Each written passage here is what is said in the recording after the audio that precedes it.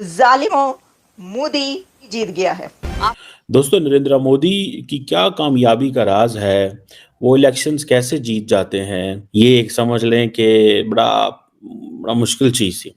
ये कहा जाता है कि ये जो इलेक्शन है ये बड़ा इम्पोर्टेंट था कि इसमें इज्जत बेइज्जती का मसला होता है हमारे south Asia, India, Pakistan, Bangladesh इन एरिया के अंदर ना। अब रुझानों में एनडीए की अब तक की ऐतिहासिक बढ़त आपको बता दें कि 206 सीट पर यही आंकड़ा था।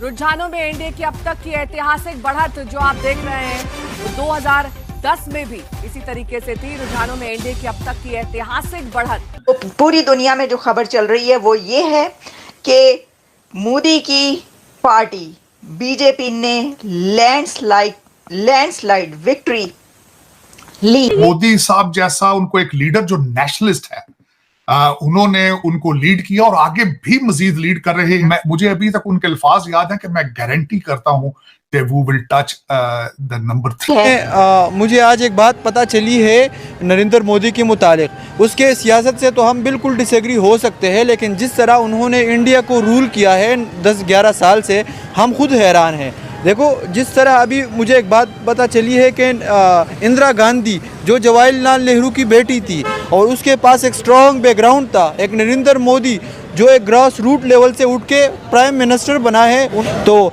मुझे नहीं लगता कि मोदी को कोई गिरा सकता है। जिस तरह उनकी अभी हुकूमत चल रही है, मुझे लगता है 2-3 टर्म और भी वो गुजार के चला जाएगा। हिंदुओं से इतनी नफरत है तो उनकी मूवीज क्यों देखते हैं आप? क्या वजह है? आप अपनी पसंद की चीजें उनमें से पिक करके उनको फॉलो करते हैं, लेकिन नफरत जब करनी हो तो उनके मजहब को सामने रख के नफरत का निशाना बना देते हैं आप। उनकी तरक्की को आप जो है वो देखना नहीं चाहते, मूवी उनकी मिस नहीं करना चाहते। क्या वजह है?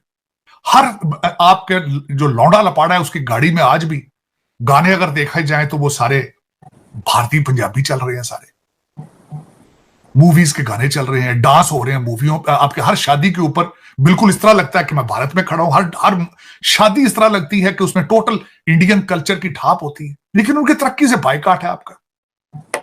उनकी सियासत पे, उनकी डेमोक्रेसी से बाइकाट है आपका। यह ज्यादती है और आप अपने आप से ज्यादती कर रहे हैं, उनके साथ ज्यादती नहीं है, क्योंकि they have given you a distance of at least 100 years. वहां पर हिंदुइज्म अपने उरूज पे है, यानी जो चंद्रगुप्त मौर्य की को वहीं पर था, और उसके बाद बाकी क्या नाम है वो, क्या दूसरा जो था अपना गुप्ता की एम्पायर भी यहीं थी। खुद कपिल वस्तु की रियासत वहीं पर थी जहाँ से इन लोगों के जुल्म के खिलाफ गौतम बुद्ध उठा था, और वहाँ से फिर निकल के वो सारनाथ गया था, और वो सांची के इलाके के अंदर। मोना, अब ये बात आती है कि बीइंग अ पर्सन जिसने मुसलमानों का मैसेकर कराया और इन्वॉल्वमेंट साबित हुई, अमेरिका का वीजा नहीं मिलता था अंटिल और अनलेस वो प्राइम मिनिस्टर नहीं बने इंडिया के, तब तक वो एक क्रिमिनल के तौर पर बैन थे। क्या ये इंतखाबात जीतने की एक तरीकाकार नहीं है पाकिस्तान बैशिंग?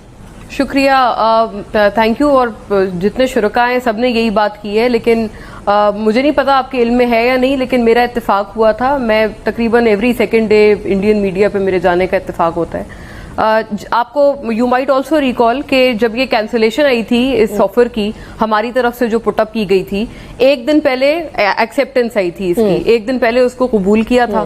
जिस दिन कबूल किया था, कोई तकरीबन 3 टॉक शोज में मैंने ज़ाती तौर पर हिस्सा लिया था। मैंने एक जगह, not quoting all of them but one thing in particular, एक जगह मैंने ये तक सुना कि why is your prime minister begging us to hold talks, we don't want to talk to you. मतलब ये बात तब आ रही है जब गवर्नमेंटल लेवल पे और हुकूमती हेड्स ने ये कह दिया है कि हम बात करेंगे।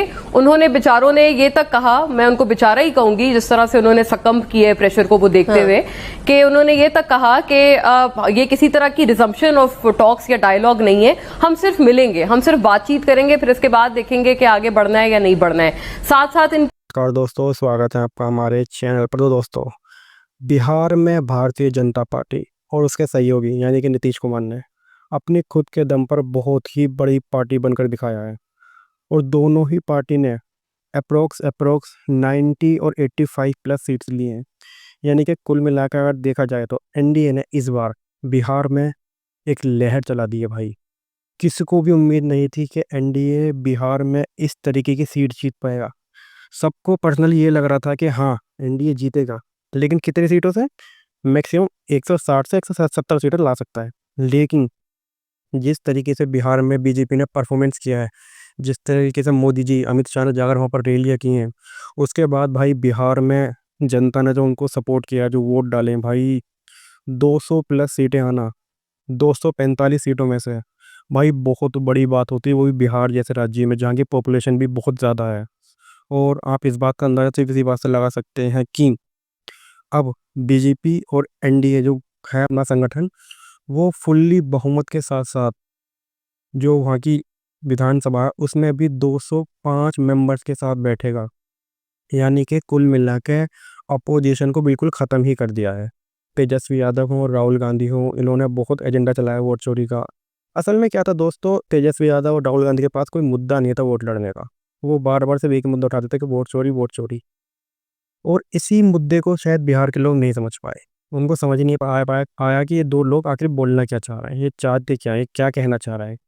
और मोदी जी और अमित शाह ने जिस तरीके से वहाँ पर रैलियाँ की, और योगी जी भी गए थे, तो उन्होंने जिस तरीके से अपने मुद्दे रखे वहाँ पर, वहाँ की जनता को समझाया कि हम आगे क्या क्या करेंगे, शायद वो बेहतर उनके तरीके से समझ पाए हो बिहारी लोग, और इसीलिए उन्होंने बीजेपी और एनडीए को बेतहासा वोट दिया है, बहुत ज़्यादा वोट दिया है। और दोस्तों अब बात करें पाकिस्तान की, तो पाकिस्तान को जो है ना, एक कमज़ोर मोदी पसंद है। यानी कि पाकिस्तान को एक ऐसा मोदी पसंद है जिसकी सरकार तो हो लेकिन विपक्ष मजबूत हो। और आपने इसी तरीके देखा होगा, जब जैसे ही मोदी जी जीतते हैं, कोई बड़ा इलेक्शन जीतते हैं, तो पाकिस्तान का इलेक्शन ज़रूर आता है। वो इस बात को ज़रूर उठाता है कि मोदी जी कैसे जीत रहे हैं इंडिया में। और भाई क्यों नहीं जीत सकते हैं, उनकी पॉपुलरिटी देखो, उनका काम देखो तुम, कैसे उन्होंने भारत का नाम रोशन कर रखा है। क्यों नहीं जीतेंगे भाई, लोग उनको वोट क्यों नहीं देंगे। और दूसरी बात, पाकिस्तान में जो लोग हैं, ये हमेशा हिंदुस्तान को सिर्फ एक बात को लेकर टारगेट करते हैं कि वहाँ पर हिंदू है, वहाँ पर मुस्लिम है। भाई देखो, थोड़ा बहुत इशू हर कंट्री में होता है, मैं मानता हूँ। वो पाकिस्तान हो, इंडिया हो, चाहे अमेरिका ही क्यों ना हो, हर कंट्री में थोड़ा बहुत इशू होता है। इट्स जस्ट ए नॉर्मल, ये कोई बहुत बड़ी बात नहीं है। लेकिन जिस तरीके से बीजेपी और या फिर एनडीए इलेक्शन जीत रही है, वो कहीं ना कहीं दिखाता है कि लोगों का जो विश्वास है वो आज भी एनडीए पर उतना ही टिका है जितना कि 2014 में टिका था। और ये साफ साफ जाहिर करता है कि एक पक्का मजबूत मोदी पाकिस्तान को कभी पसंद नहीं आता। क्योंकि जब मोदी जी बहुत ज़्यादा वीक होते हैं तो वो डिसीजन नहीं ले पाते। क्योंकि भाई दो जब, हाँ, जाहिर सी बात है, अगर लोग, हमारा नेता कोई वीक होगा, हमारी अपोजिशन अगर तगड़ी होगी, तो हमें किसी भी फैसले को लेने से पहले उनसे पूछना पड़ता है, उनकी सहमति लेनी पड़ती है, उनके वोट लेने पड़ते हैं। लेकिन जैसे ही हमारी सरकार बीजेपी में अगर 400 प्लस सीटें होती, तो ये बहुत सारे कानून बदल चुके होते। आप समझ सकते हैं मैं किन बारे में बात कर रहा हूँ। और जो पाकिस्तान जैसी कंट्री जिस तरीके से आतंकी हमले करवा रहा है, उसको सबक सिखाने में हमको ज़्यादा टाइम नहीं लगता। क्योंकि भाई एक वीक गवर्नमेंट जो होती है ना, उस पर प्रेशर रहता है अपोजिशन का भी। आप लोग समझ सकते हैं इस बात को, मुझसे बेहतर समझ सकते हैं। इसीलिए पाकिस्तान को डर रहता है कि अगर मोदी 400 पार सीट ले आते हैं, तो ये पाकिस्तान के लिए बहुत ही ख़तरनाक होगा। क्योंकि फिर उनको पार्लियामेंट में किसी भी तरीके का बिल पास कराने में कोई भी दिक्कत नहीं आएगी। यानी कि वो जम्मू कश्मीर का 370A वाला जैसे बिल बहुत सारे पास कर सकते हैं और पाकिस्तान को धूल चटा सकते हैं।